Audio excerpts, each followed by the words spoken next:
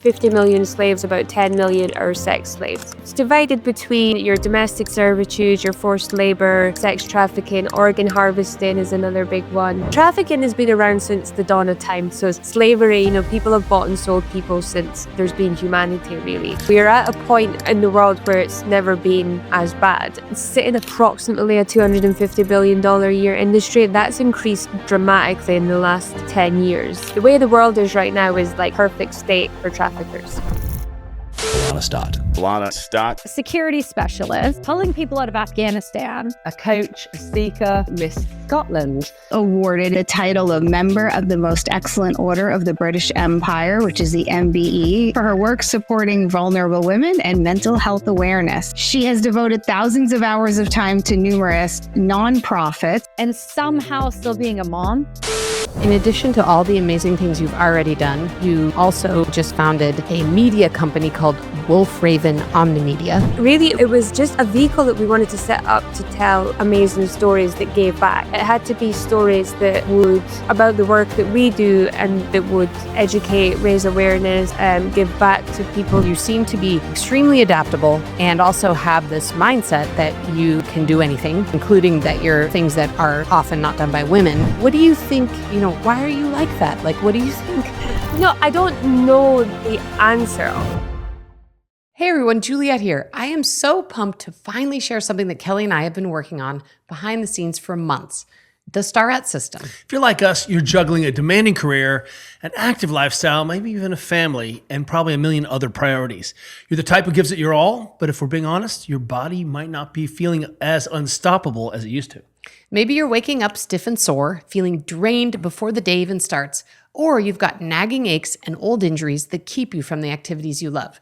You've tried all the programs, all the fads, and maybe you've even seen some results, but nothing sticks and it feels like you're spinning your wheels. Problem isn't your motivation, it's your strategy. And that's where the Starrett system comes in. We have a program designed specifically for high performers like you. This isn't about quick fixes or unsustainable routines. It's about building strength, mobility, and energy into your life in a way that works for you. We've created a system that simplifies your approach to health and performance.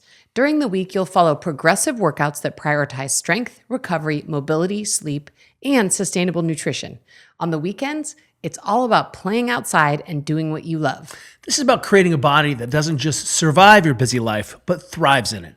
Head over to starrettsystem.com to learn more and join us. We can't wait to help you unlock the strength and energy you deserve.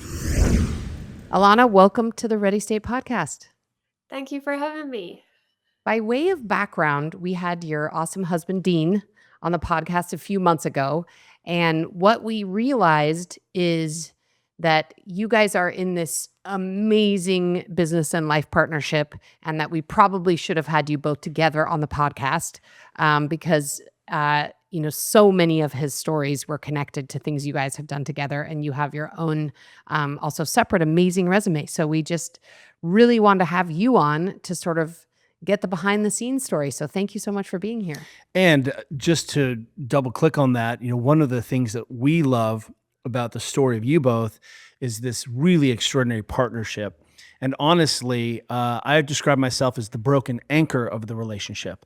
I'm not even useful. I'm just sort of dead weight that Juliet carries around to sometimes she needs something heavy to lift. So, the two of you. That's not true. You're so talented. Oh, thank you. And funny. Did I mention how funny I am? You are funny. That's right. So we are really, really thrilled to hear about where you've come and really how that has set you up for all the extraordinary work that you're doing in the world today, and very topical work because the world is a little bit crazy, as you may have noticed. So we're excited to get into it.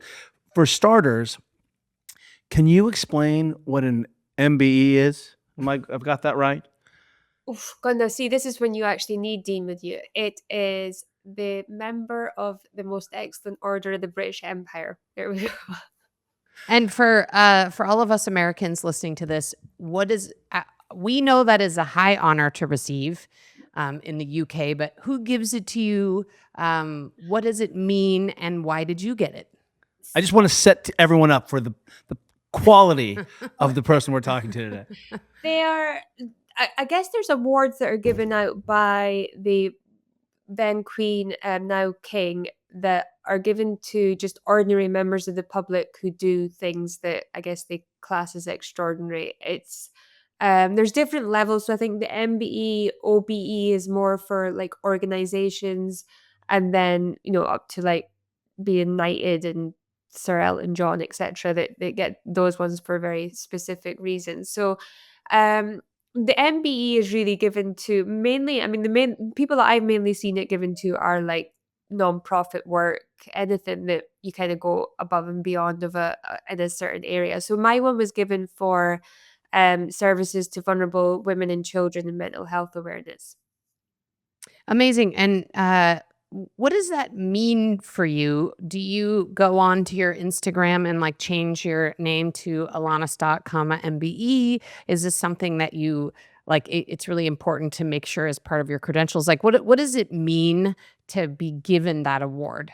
Yeah, it's you can change your name and you can officially change your name if you want to. I think what it done for me was, like with anything, like a title can just sometimes open up a door that you might not necessarily manage to open before. Like, really, we're not interested in awards and recognitions and all that for the sake of it. But it's very true that once I've got that, I can say, okay, I've been given this MBE. I got this from King Charles. By the way, I got it for human trafficking. Do you know about human trafficking? Can I help educate you with it? Let's talk about it.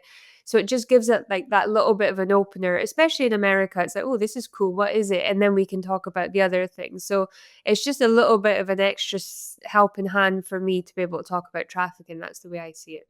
I love it. And the reason I wanted to tee up with it is just that I don't know if you've noticed this, but we're a little bit, we fetishize having a queen and king here, even though we had to create a little, uproar to Oh yeah, not have a king we're queen. obsessed with the We're royal obsessed family. with the royal Yeah, family. we So are. when we have Yeah. friends or acquaintances who sort of are in a status that is so outside our kind of realm of experience, I think it does beget the question, how does one end up here? And I think that really sets the framework, because help me if I'm understanding the sort of your most current work is really in this world of trying to raise awareness and create sort of opportunities to end human trafficking. Am I getting that right?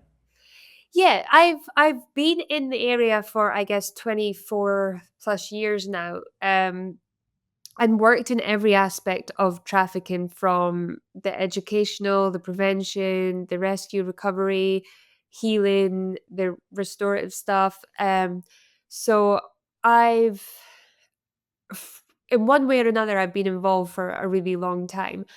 And the more work you do, the more work there is to do, really. So I've been, luckily, when I met Dean, that was probably one of the things that attracted me to him the most, was that he had an equal passion for helping people. And he was like, it was a case of, well, what are you helping with? And it was, well, this is what my passion is. He's like, great, what can I do to help? How can I get involved with that? So um it really becomes, it kind of takes over your life, and it does. And I think many of my friends have had to be really hardcore friends, because that it does come before absolutely everything else that I'm doing. And even like the kids, to an extent, the kids are born into this way of life. So the whole family is my 13-year-old daughter, she knows more about trafficking than most adults. So it's an immersive environment we're in, but it's I always say that I'll kind of stop once trafficking ends. So So, assuming most of our listeners are probably a lot like your 13-year-old daughter, where they're aware of human trafficking, they know it's a problem, but are you able to give us kind of a state of the state? I realize that's a very broad question, but what is it? How bad is the problem? Are there specific focus areas? Are there things that you're doing that are working to end human trafficking? Again, I know that's a broad question, but can you give us kind of a state of the state? And let me just add another piece to that.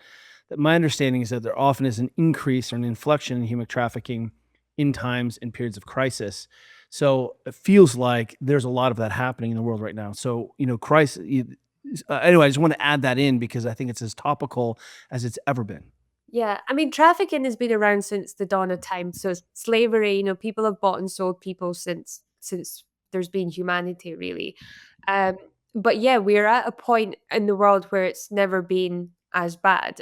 We've got almost 50 million slaves in the world. That's the estimate right now. We've it's sitting approximately a $250 billion a year industry. That's increased dramatically in the last 10 years. The reasoning behind the increase is because the buying and selling of humans, especially if we talk about the sex slave trade, is very, very difficult to identify. It's very difficult to prosecute.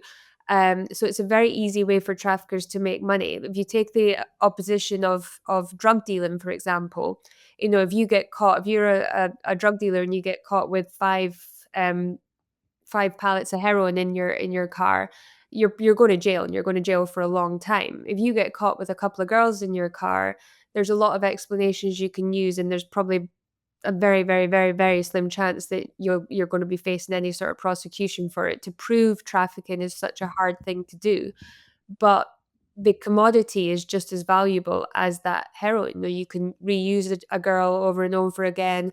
Really, really valuable with very little risk. So a lot more organized crime have turned to the trafficking of humans to make money now, because the demands are so high.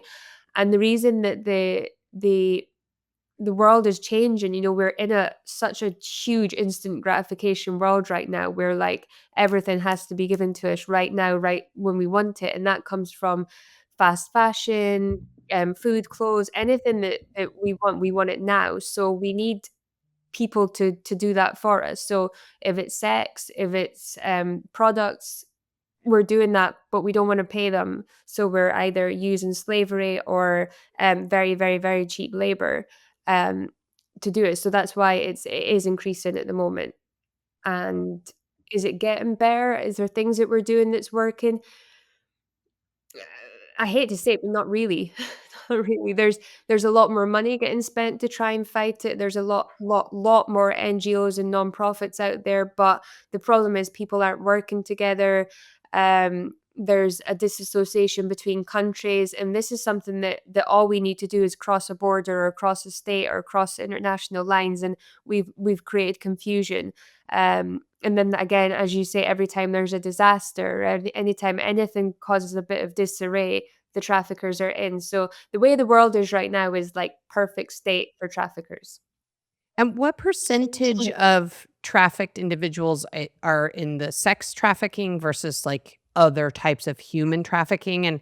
And I don't know, I guess what I think about when I think of human trafficking, I think of like all those workers who were brought in to, I can't even remember what Middle Eastern country, to like build those soccer arenas for the World Cup. I guess that's what comes to my mind when I think of more like generalized human trafficking. But what's the breakdown of sex trafficking versus human trafficking? And I think we can all sort of envision what it means, what sex trafficking means, but what it is, what are people being trafficked for besides sex trafficking?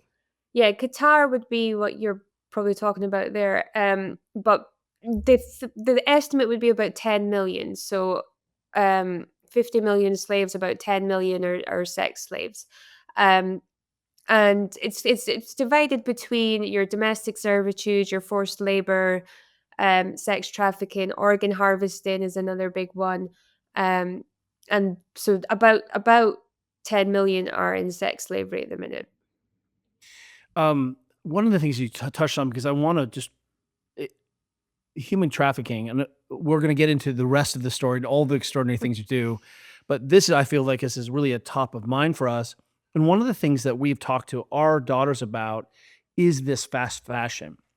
Would you describe what that is? Because I don't think everyone who's listening can even understand, because they're like, hey, I don't engage in the sex industry. I'm not even aware necessarily potentially that I'm engaging with processes and businesses that are using human trafficking, but it's very much probably part of your child's wardrobe. Will you explain that just a little bit? Yeah, and just really quickly, remember we first really learned about it when we had Diana Cap on our podcast. She really brought that to our attention.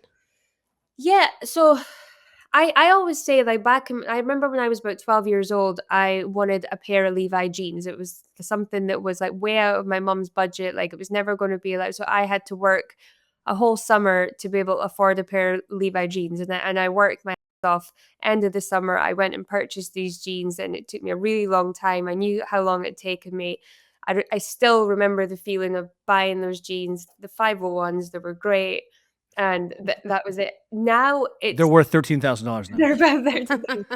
Now, if you want a pair of jeans, you press a button on Amazon and it's probably here by the afternoon. And, mom and dad are probably paying for it, or you pay it off on credit, or however you would do it. Everything is available so quickly and so instantly now, but it's got to come from somewhere. And it's so cheap. We can buy, from, if you look at places like Shein, not to name and shame, but you can buy 10 sweatshirts for about $10 or something, like these super cheap clothes. But so it's trying to work out, well, if that costs that, like, who's making it? How is it happening? And normally it's coming from places like Bangladesh, Pakistan, Vietnam, these types of areas. And they've got huge workshops where they've just got people just working round the clock to churn out all this clothes that need to be produced to satisfy the demand that we've got here. And normally how it is they're working maybe 20 hours a day. They stop working, they sleep underneath their desk, they get back up, they keep working, and it's just constant. And there's no age limit. We've got 9-10-year-old kids just working on these machines day in, day out, churning this clothes out. The demand is so incredibly high. So these kids are not getting paid. They can't pay them enough to for the price that they're actually getting for these clothes. So that's the labor trafficking. Basically, it's just churning out lots and lots of product and not paying that person enough for it. How we could end that would be just to stop that, just to get back to quality, saving up for a really, really great piece of clothing rather than having 20 really, excuse my language, really terrible pieces of clothing, and just getting back to that kind of, like my Auntie Molly, she was like in her late 90s when she passed away a few years ago, and she had this tiny little capsule wardrobe that was it. That was all she needed. I think now we've got huge wardrobes of so much clothes that we think that's what we need. But and how that works is it kind of gives us that mindset as well, that the instant gratification on clothes, like if I want that pair of clothes, I'm going to order it and I'm going to get it. Amazon's going to deliver it, along with everything else that Amazon's going to deliver super fast. And it does spread over. I know a lot of people say, well, I'm only really interested in fighting sex trafficking because that's really bad, and we can envision how bad that is. But we have to kind of look at everything to end it, because it's the whole mindset of this like instant gratification that spills over into the sexual world too. Yeah, I mean, it creates the demand for it. So, wow. Okay, so you have this incredible partnership with this other human being, and you even have a podcast that talks about partnerships. And one of the things that Juliet and I really resonates, your relationship resonates with us, is that there is this model out there, or an idea that there's the lone genius or the lone person who accomplishes something.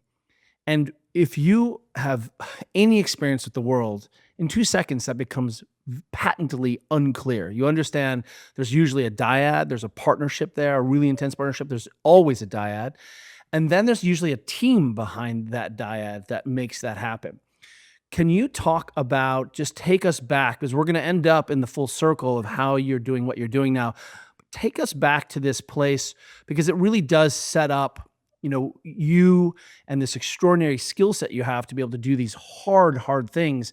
But can you take us back to what you were doing when you met Dean, and sort of the shenanigans that got on from there? And I don't mean to be light about that, but it's pretty extraordinary. Can you just set us back now? Because that is really part of the magic that both of you, is that 1 + 1 = 7 in your situation. Yeah, to go all the way back, I started work when I was 11, so I've only ever known being in the working environment. So I worked in like a railway cafe, I've worked door-to-door sales, telemarketing, I was a debt collector, hotels, like you name it, I've probably done that job at some point. My mum passed away when I was 15, so I had family responsibilities, I had bills to pay, I had my little brother to look after. So I'd always been, I guess, responsible, and I'd always had to do. I built up in the workplace. I traveled the world quite a bit, and then I became a bank manager when I was 25, and I was working through like that kind of corporate world when I met Dean. And so I already was pretty well established myself. I had a few properties. I was doing my own thing. Like it was almost that in the with want of a better term, I didn't need a man. Like that was the last thing on my mind. And then this guy came in, and he was just very, very different. Like, there was just something completely different about Dean. He was driven. He didn't believe in limits. There was things that the other people that I'd met had all these limitations to them. Dean didn't have it. And then, he was in the UK Special Forces, and then he was injured out. It wasn't really that long after we'd been dating that he got injured, and we had to find a new career path for him. I joined him on that career path where we set up a security company together. Again, that was with an aim of fighting trafficking as well. Um, and then I was still running properties at the time and doing all these types of stuff.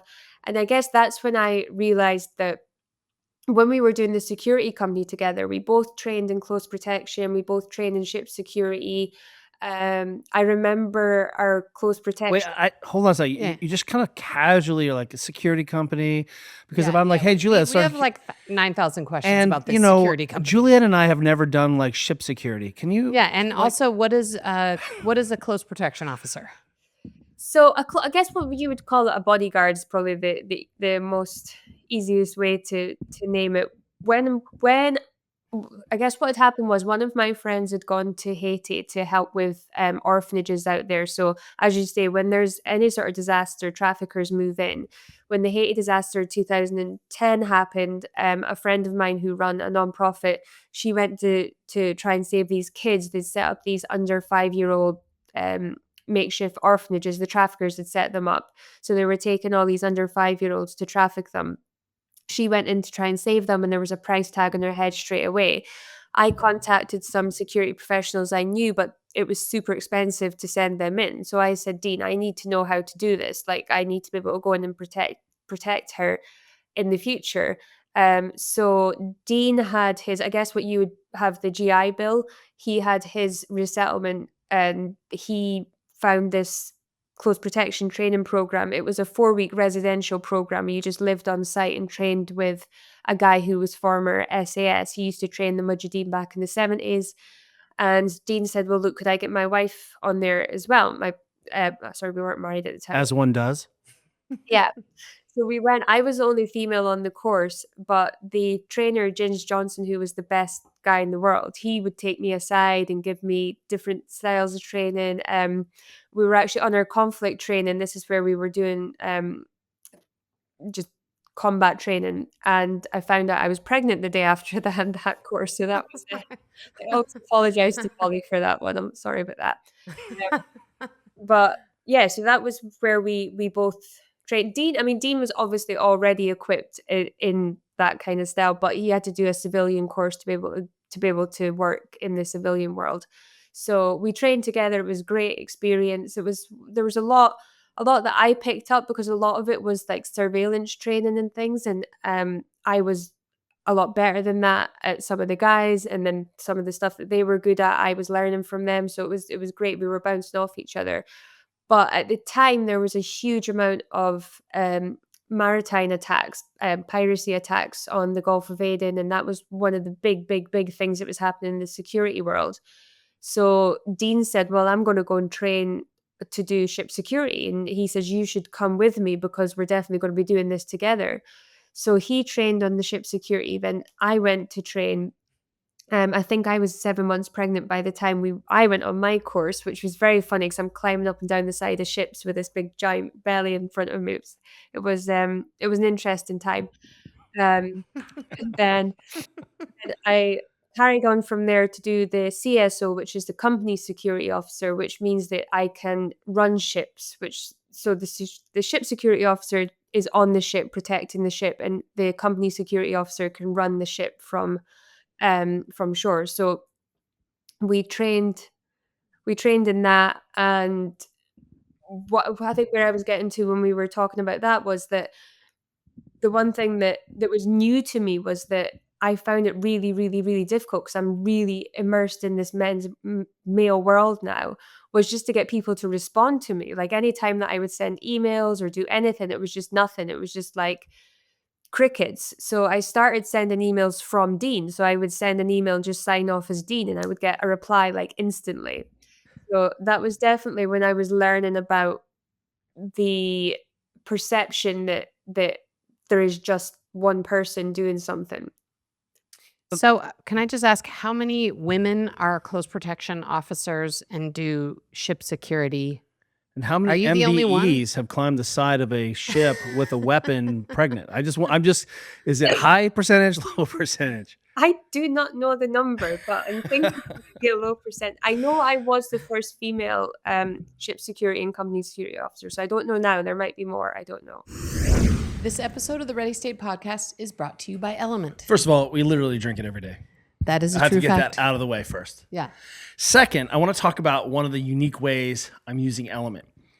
Oftentimes, when we have big games over at Cal Berkeley, I walk around and hand every woman an Element pack and say, you have to drink this. Yeah, before your game. And before we start warming up, because people haven't had any salts, they're smoked, they're tired. This is the first way of sort of bulk loading the water and getting the salts on board. And then we can actually start to see what's what. True fact. What's really nice is that you can drink it as a hot tea. You can just slam it and make it you can super just put it strong. in a glass and chug it. Some of these athletes are like, hey, you think I can just dry scoop this? And I'm like, It's hard to dry scoop. it is hard to dry scoop. It's a lot of salt to dry scoop. Yeah, and you know what I'll add is that, as I've mentioned before, we've been lucky enough to have a lot of products sent to us over the years. And Element is one of the ones that has continued to be part of our daily habit for as long as I can remember. No. I mean, what else do 100%. we do more regularly than have at least one element a day? Zero. Yeah. What's amazing, as it's cold, we've talked about all the use cases, but as it's cold, sometimes I find I drink less water. And Me too. Even this morning, I smashed some Element and then ran hill repeats. And I feel like it makes a difference. One of the reasons I want you to be on this is that your ligaments and tendons and connective tissues are made and really have a lot of water content. And so if you are hypohydrated, you've been going all night, you work first thing in the morning, let me drink this coffee.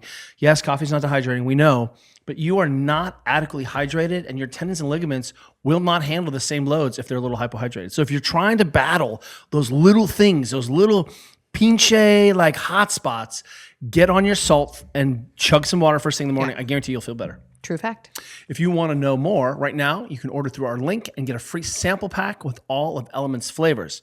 And of course, if you want to party in your mouth, shing, try sparkling, go to drinklmnt.com/TRS. This episode of the Ready State podcast is brought to you by Momentous. I'm going to get something off my chest. Let's hear it. I am a Gen X 80s protein user. You don't say. 3 words, weight gainer 900. Yep. I have eaten every chalky, crappy protein that's made me feel sick for all time. That is a true fact. And I thought for a long time, every whey protein was like that. Of course, it's not.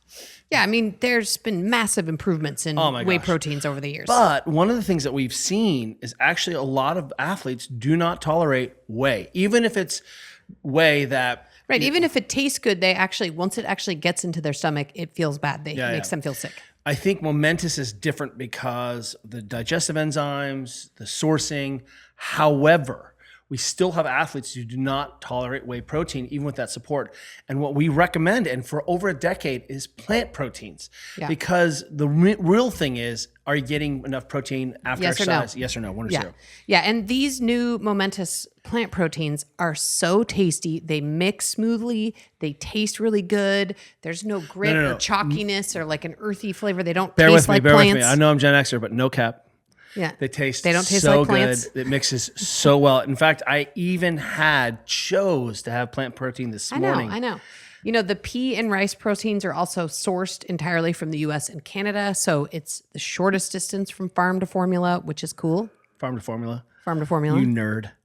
There's a couple of things that also is that this has no gums, no fillers, no stabilizers, and people describe it as clean. Yeah, a clean plant protein, which is true. But what does clean mean? What does clean mean? What clean means for us is that it's NSF certified, which means what's actually in there is in there. You're buying protein that's mixed in someone's bathtub. Like, it's gross. You don't know what's in it. It's chalky. You don't even know. And we know because we're around, we talk to people swap out ingredients all the time, but you cannot do that if it's NSF certified. True fact. If you want to learn more and get yourself some tasty plant protein, because you're a vegan or vegetarian, or you just want to mix it up, which is totally fine. Yeah, or you don't tolerate whey. Go to livemomentous.com/TRS and use code TRS for 20% off your first purchase.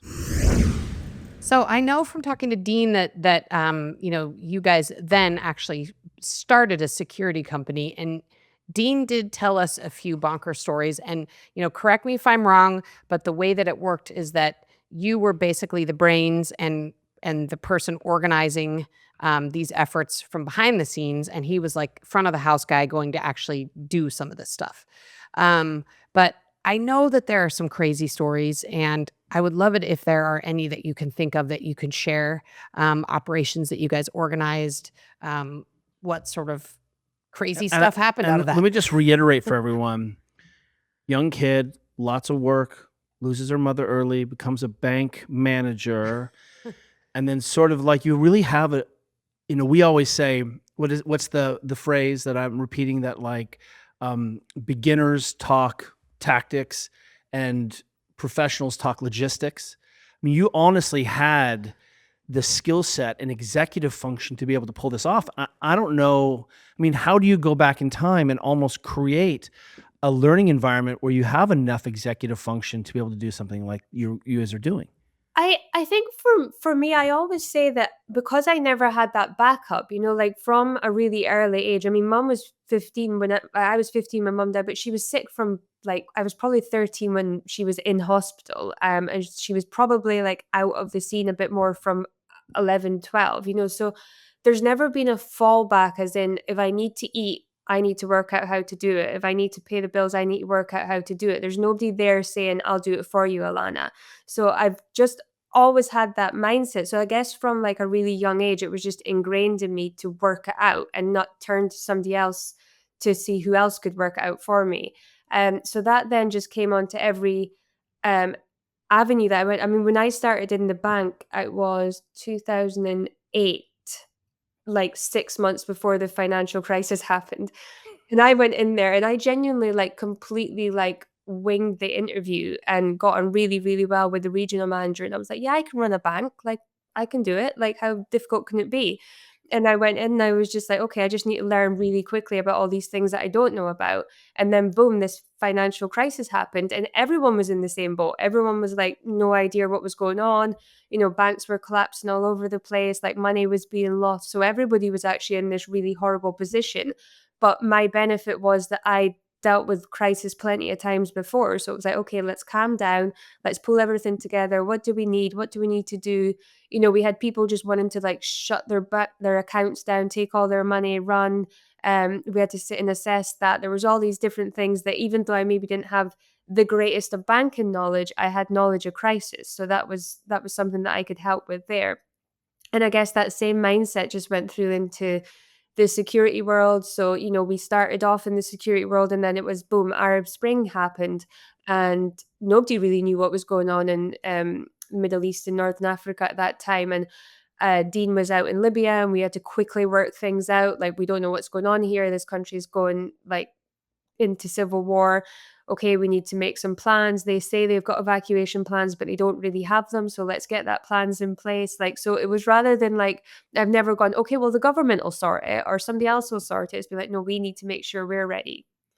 No one is coming. It's up to us. Yeah. So I have to ask, and I don't know if you've ever thought about this, and I'm sure part of it is losing your mom and having to just be so self-sufficient at a young age. But, you seem to have this mindset that like you can do anything. and that you're very adaptable. So you're like, well, I'm a bank manager today, and then I'm a security consultant tomorrow, and then I'm climbing up this ship the next day pregnant, and I'm going to be in Haiti, helping with human trafficking. So you seem to be extremely adaptable and also have this mindset that you can do anything, including that you're, things that are often not done by women. What do you think, why are you like that? Like, what do you think created an environment to, Because as you said, I've never met anyone like Dean. I am 100% certain Dean has never met anyone like you. No, I don't know the answer. The only way I can think of it is, I do often look to mom. She was 37, and I think her life was so short, and life is so short. And I think I do believe that anybody can do anything. I really do believe that our limitations are our own mind. Like, and that isn't just in kind of some airy fairy way that I say anything's possible, you can do anything. It's not like you can just have or do by manifesting it in your mind. You have to do the work. But there's a start point and there's an end point to anything. Like, if people say it's not rocket science, but if you wanted to do rocket science, like, they had to start somewhere. So, like, where do you start in the plan of being a rocket scientist? Where's day one and where's day finish? And let's, like, see the steps to get there. So I think that a lot of people just kind of put this, like, it can't be done, it's impossible, like, it's too difficult, but everything's possible. I really do believe that anybody can achieve anything if you really believe that you can make it happen and you're willing to put the work into it. Yeah, I mean, it just seems like you have this mindset that you're willing to go in and be a beginner at new things, even though, you've had all these prior accomplishments that, just your security training as an example, that you're willing to go in and be a total beginner. And obviously you're going to draw upon your prior skills, but that you're sort of willing to be a beginner and develop that competence. And that competence is what gives you the confidence to feel like you Yeah. belong. And I think a big part of it is I don't get embarrassed very easily. Like, if I don't know, I don't know. I'll go and learn. I'll ask people. I'll ask other people who are better than me. I'll find out new information. I'm quite honest if I don't know how to do it, but tell me how to do it and I'll learn and pick it up. I think a lot of people get really self-conscious about, there's this, like, almost like we're meant to just know what we're doing and we should, and it's, never admit that you don't know what you're doing or you're wrong or anything of these types of things. Like, making mistakes and failures is just, like, it should be part of everybody's everyday life, or you're just not trying hard enough. I think that that's probably one of my biggest things is I never really get embarrassed about asking for help. So we've had a lot of athletes on our podcast, including many athletes who have won world records, including your husband, Dean. And he told us the entire sort of play-by-play of his experience being a double world record holder. But we've never had anyone on the podcast who was the behind-the-scenes sort of logistics person. And as Kelly said, Team captain. yeah, the team captain. I think as Kelly said, nobody's pulling off a world record without a giant team behind them, making it easy for them. And even he was, the first to admit that it was easy for him just to wake up every day and get on his bike and start riding. And all of the complicated stuff was happening behind the scenes. So if you wouldn't mind, could you just remind us sort of what the double world record was, what Dean pulled off, and then talk a little bit about what your role was and what was challenging about that, especially like while he was on the ride. Yeah, so Dean, well, he was injured out of the military and his leg didn't work so good. He You can go back and listen to the podcast. Helicopter, if I'm not mistaken, No. right? He felt, yeah. yeah, he jumped out of a plane at, I believe, 15,000 feet, and his leg got caught in the line and pulled apart. Anyway, he found cycling was a little bit more gentle on the knee.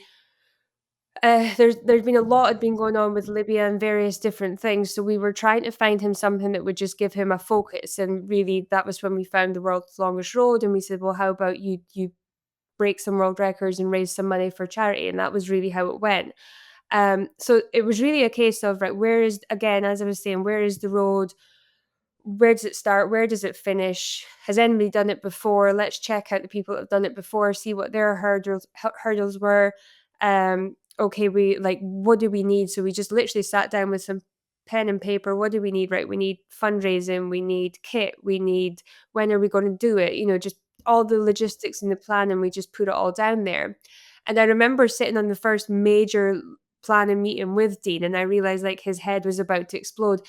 And it's not that he doesn't, like, I'm not saying that Dean's not smart, and that's no way that I'm saying that, but he's just very, very good at certain things, and I'm good at certain things. So when I say that, Dean doesn't know who we bank with. He doesn't know who our bills are with. He doesn't know, I mean, he doesn't know that we have to pay bills, probably like water bills and electricity bills. I keep all that away from him because he doesn't need to know that. I find that super easy. He can do all this other things. So I quickly said, okay, you need to work out how you're going to cycle about 150 miles a day. I'll do all this other stuff. So we'll work out the route. We'll check in with each other.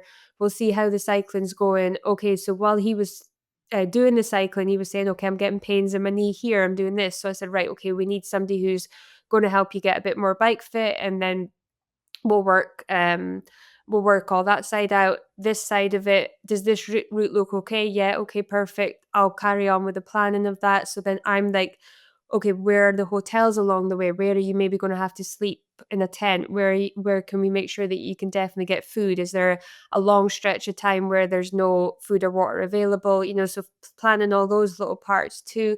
Is there parts that are dangerous? Is there parts that we're maybe going to need a bit more extra security?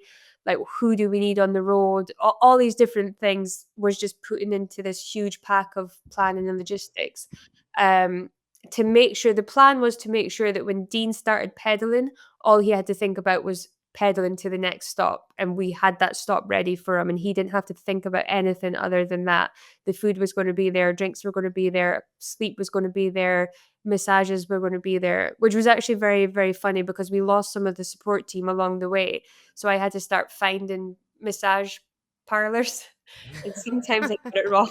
This was not part of the original Right when you say conversation. parlor, Carry on, you're like, carry yeah, on. yeah. So the other question I had is that, I know this ride required Dean to ride through some countries that are challenging, and you two obviously seem to be the best prepared to be able to plan a trip that requires also security considerations. But I'm assuming he's riding through like Venezuela and Central America, and did he run into challenges or problems, and how were you dealing with those? Because I think you were orchestrating all this from afar, right? Were you in the UK or the US somewhere when this was Yeah, going on? yeah. I Yeah. mean, we had so the probably worst thing that happened, I guess, not worst, but um we decided to raise money for Prince Harry's mental health campaign because Dean and Harry were friends, and Dean and Harry made a video to say this is what we're going to do. We're going to do this fundraising event, and it kind of attracted loads of people who came and were offering all this help. And I just genuinely thought everybody just wanted to help. But when you put a name like Harry involved, you kind of attract the wrong type of people. So there was a couple of people that got involved for the wrong reasons. And we didn't notice that till a little bit later on during the trip. Um, so anyway, the first thing we had to do was get him to Argentina, and even that was a little bit of a tricky situation that we had to get. There was a shipment went across, the shipment got lost, and we had all the supplies, but we had a deadline to get him started, so we had to just start him. So he started without the right kit that he needed anyway, so we were kind of a little bit on the back foot to start with. But I know Dean really, really well, and I knew he would just do it. Like, he would get on with it.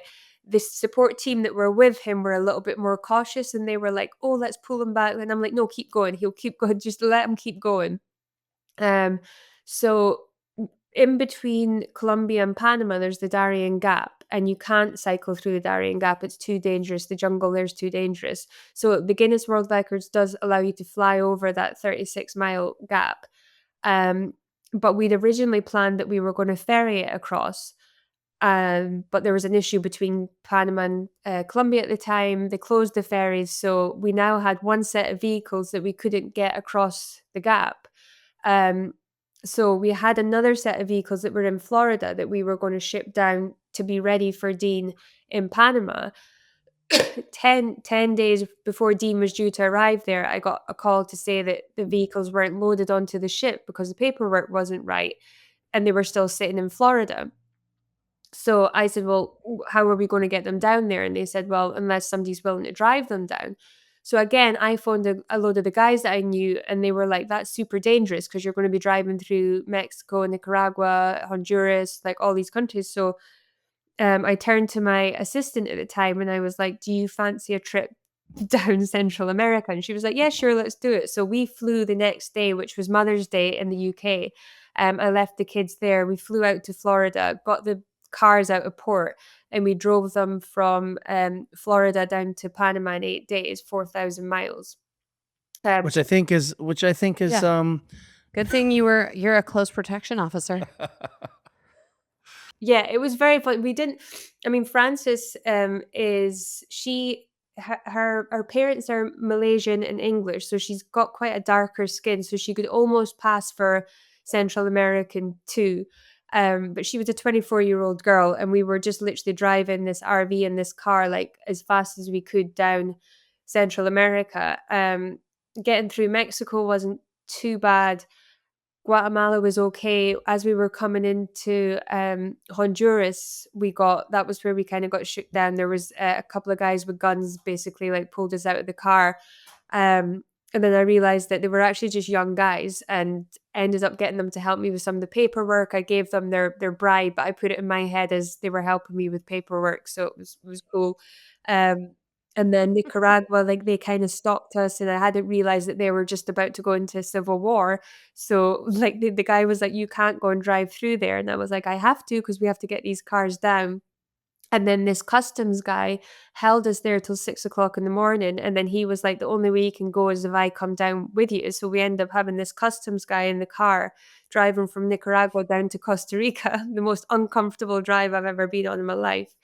Yeah, and it was actually then the Costa Rican police, they were the only ones who bribed us. They took some money from us. But other than that, we got into Panama, and I arrived at Panama at the port at Panama just as Dean flew in. So we made it like just on time.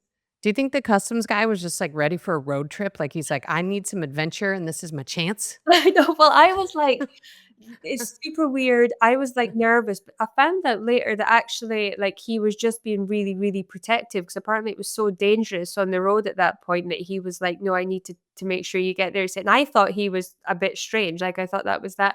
And then I found out that someone else had been killed doing that. A customs guy had been killed doing it. But he came all the way down to the Costa Rican. I have no idea how he got back, or even if he wanted to go back. I don't know what the deal was with it. He didn't speak any English, and I spoke no Spanish at the time either. So it was an interesting journey.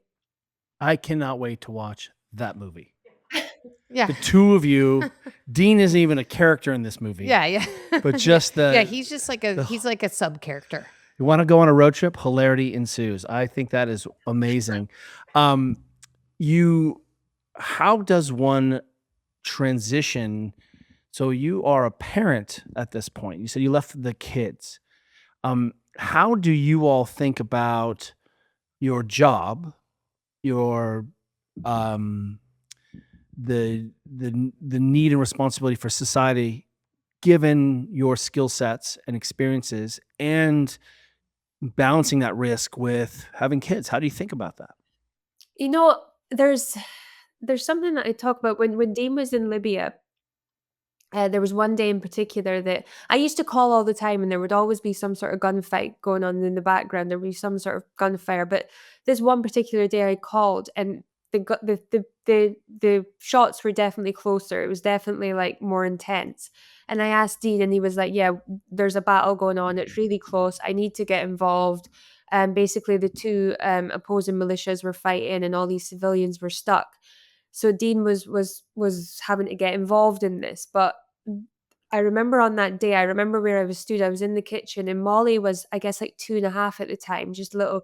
And she was wanting food, and she wanted Peppa Pig on, and she was hungry, and she kept coming in. And Dean's on the call telling me all this information that I know that I have to pass on to the UK Special Forces. And Molly's asking for snacks and Peppa Pig on and everything. So, but neither of which is more important. Like, she's just as important to me as what this information that I have to get off. So you have to almost put these two different heads on and be mom and be running the security operation.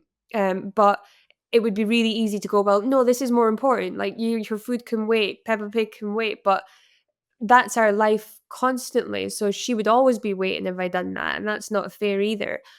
So we have to balance, whether we're doing security operations, human trafficking stuff, planning challenges, to make sure that they get as much love and attention and everything that they still need. So it is like a complete balancing act of being mum and being this head. But it's sometimes I fail. Like I would say for sure, like I don't get it right every time, but I try my best, and I really try and involve them as much as they can in an age appropriate way. That if they want to know information about what we're doing, we talk about it. You know, if Daddy's away helping kids, or you know, when Dean went to Israel, it was like Daddy's got to go and help people that need help, and they'll support it as long as they know and as long as they're fully informed. They're good. So, in addition to all the amazing things you've already done, you also, I think, recently just founded a media company called Wolfraven Omnimedia.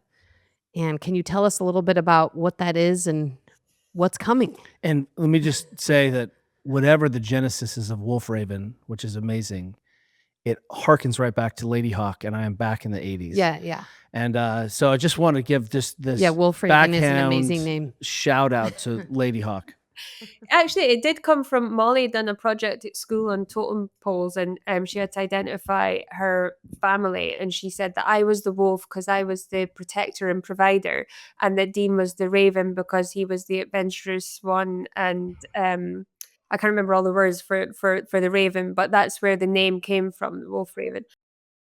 But really, it was just a vehicle that we wanted to set up to tell amazing stories that gave back, you know. So it had to be stories that would about the work that we do, and that would educate, raise awareness, give back to people. So the film I'm working on at the minute is called Fuego, and it's about the children that have come across the border from Guatemala and various it's based in Guatemala, so that's the premises of this film, but it really tells like a reverse of the American dream about why the kids are coming across, and then how the trafficking can happen, and then how we can actually rebuild communities back in their home villages to stop the need for parents sending their kids up for what should be a better life, and they end up in trafficking. So that one's made, and we're ready to start pitching that to festivals and things. And then after that, we've got a couple of documentaries, we've got a couple of veteran led shows coming out, and um yeah, a couple of other projects. But yeah, it's been quite fun doing that. It's I guess my childhood would have been like film and TV. If I'd never done anything else, that would have been something I'd love to do. I love that. It feels like you all have sort of realized the way we can make a bigger impact is to tell a bigger story, to create bigger organizations, to organize sort of the next valence of complexity or next valence. And it really does in your story of, you know, of being a Dean, being a soldier in a unit, all the way up to sort of saying, hey, we're going to solve this problem for our friend in Haiti, to, hey, we have this skill set, and now here you are. Uh, for me, it looks like, oh, you just drew two lines and you worked between the lines. Is that how it feels? Because it's pretty extraordinary. They The idea on that was that, you know, I think it's like 5.4 billion people get their information from film, TV, you know, online. Um, so we were like, well, if we're going to tell stories, if we're going to create things, like let's put it out there. So for the trafficking, for example, we can do all the rescues under the sun, but we need to stop it happening in the first place. So we want to educate and prevent, and film and there's no greater way than film and TV. And we built like a 360 approach to trafficking, where we're doing work with veterans and doing work with people that are going to be like that future little army that are going to fight this, and get everybody, you know, the more and more people that I even, you know, one of our producers I was working with, and he knew nothing about trafficking when we started, but he helped me. I created a police training program, that we basically train police how to identify trafficking better, so he helped me create that. and his knowledge of trafficking is amazing now. Like he was literally pitching the police training program to somebody the other day, and I was listening to him, and I felt like a proud mum. I was like, "Hey, that's all correct. Well done." Where do you think your kids growing up in this world, in this land, do you think they'll have interests that are aligned? Because really, the two of you have just have this extraordinary, which I'm going to say doesn't even sound fun life.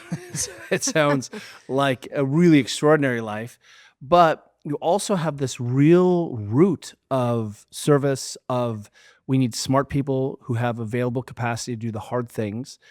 How have you seen that in your children? Because you've also just happened to write some children's books in your free time. And you know, when I say it out loud, you do sound like a mad person. But we have two teenage daughters, and we really are very aware that the privilege and the awareness that we have and the associations, the work we do, we expect a different outcome from them. Like it's not enough for them to just get a quiet small job and be happy. That would be great for them, but I expect them with their experiences to just be a little bit different in the world. Do you feel the same thing, that you're simultaneously protecting your children, want them to be just children, and almost also they're part of a lineage of both parents being MBEs? I think so, and I think we try and let them see um the people that we help. Like I like to try and get them to meet them and see them as much as possible, to feel that feeling of how good it is to help other people. And but they all have such different personalities that we wanna harness too. I mean, one of mine and Molly's favorite things to do is to watch Law& and Order SVU, and then we sit and analyze afterwards what's happened and how it's and Molly's actual, I don't know if you've ever seen Law& and Order, but Molly's dream job now is she wants to be Olivia Benson. That's her career choice. So we were talking about the other day, and she's like, "Yeah, mom, I wanna solve sex crimes." She's 13 years old. I was like, "Great, like, perfect." And the school that she's about to join has a criminology lab, so she was like, "Yeah, I'm going straight in there." Whereas Tommy wants to be a zookeeper that plays guitar, so that's his dream. He wants to do that. And then Harley, she's only 2, but she can definitely see she's I always say she's either gonna destroy the world or change the world. Like, she's gonna run the world or destroy the world, one of the 2, but Same. It's hard to tell with a 2-year-old. it Yeah, is. well, I mean, it's clear you guys have, the I can do anything mindset, which I'm sure will trickle down into your kids in some important way, and it'll be interesting to see what they end up doing. So we have these documentaries through Wolfraven. What are you? I mean, I don't want to say. We always ask, like, what are you excited about? Our friends, like, What are you looking forward to? What are you looking forward to? Um, with the human trafficking training programs. I'm really looking forward to getting more of them developed. So we've got the kids education program, the police education program. We're looking at an EMS development one, and um, we've even had calls for like judges and prosecutors. So we're thinking there has to be an angle there. And I want to develop it even further, that we maybe even gonna get some sort of university credits on some of these programs. So I'm excited about that. I'm excited about And excuse me, this is all through the Blue Rose Foundation. the Blue Rose Okay. Foundation. Yeah, so that'll be the education and training side of it, and that's definitely getting me excited, because I do feel like if you are educated and have the awareness, the chances. I mean, trafficking happens. A lot of people have seen some movies, where you get kids are thrown in the back of a white van and they're kidnapped, and that's them trafficked. But 99% of trafficked and missing kids are taken by people they know. And it's done by the process of grooming. And I think if we can end that and build awareness and build education, and kids know what it is, then they can tell their friends, and the rippling effect can really put a big dent on trafficking. So that part of it really excites me. The idea of the film and TV stuff is obviously really exciting too. And then to see where Dean's next stages are going to be, I think that's quite exciting for me, because I know that he's in a little bit of a transition right now, and whether he goes into doing coaching or whatever he might decide to do, I'm quite excited to see his next step too. Awesome. So, where can people who are curious to learn more about all the things you're doing, your media company and your foundation work, where can people find you and learn more about what you're up to? and support it? Yeah, I mean, alanastott.com is my website. bluerose.foundation is the foundation. But yeah, on socials and things, it's all Alana Stott, Dean Stott. Well, I mean, I'm Alana Stott, but Dean's probably shadow banned half the time with all the guns and things that he keeps putting up. But I'm not surprised. I'm not surprised. I would be remiss if we didn't sort of end this podcast. We, as a team, even Lisa, and certainly at our home, talk about where we would cache weapons in our neighborhood all the time. And it was a story that you'll have to go back and listen to. We don't want to rehash here, but part of the extraction plan of getting some embassy folks out was you having buried weapons across the Middle East. Is that a nice summary? yeah, they're still there actually.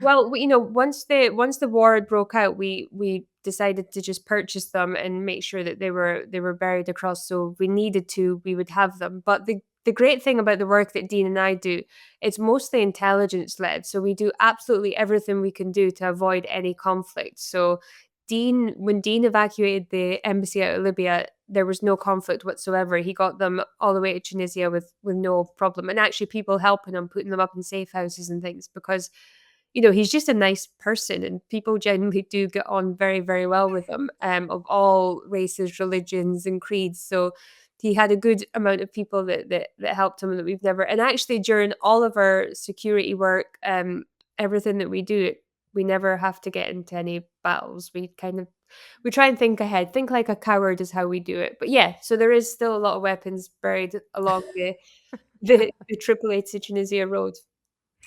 Well, with that, Alana, thank you so much for joining us. Much. It was so fun to get to know you and hear your story. And we can't wait to aim everyone at all the incredible work you're doing. And thank you so much. Well, thank you. It's been really great speaking to you.